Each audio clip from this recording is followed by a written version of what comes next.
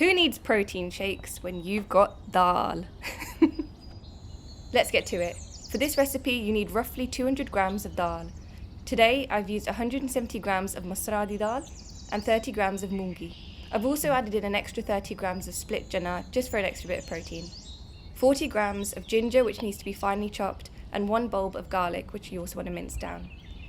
3 onions diced, 1 teaspoon of garam masala, 1 teaspoon of salt, 1 teaspoon of cumin, and 1 teaspoon of haldi, which is turmeric.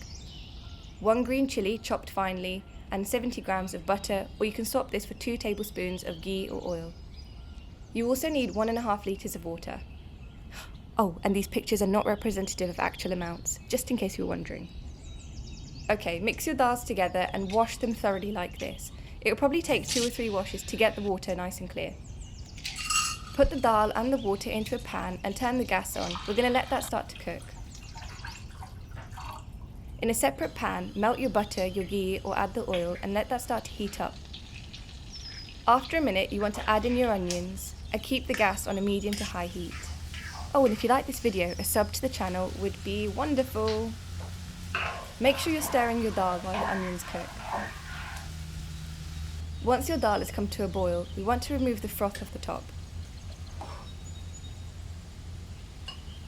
Once you've removed it all, give it a good stir and let that keep cooking in the background.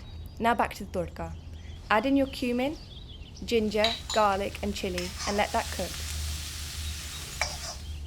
Once you see the onions have started to go golden brown, we can add in our spices.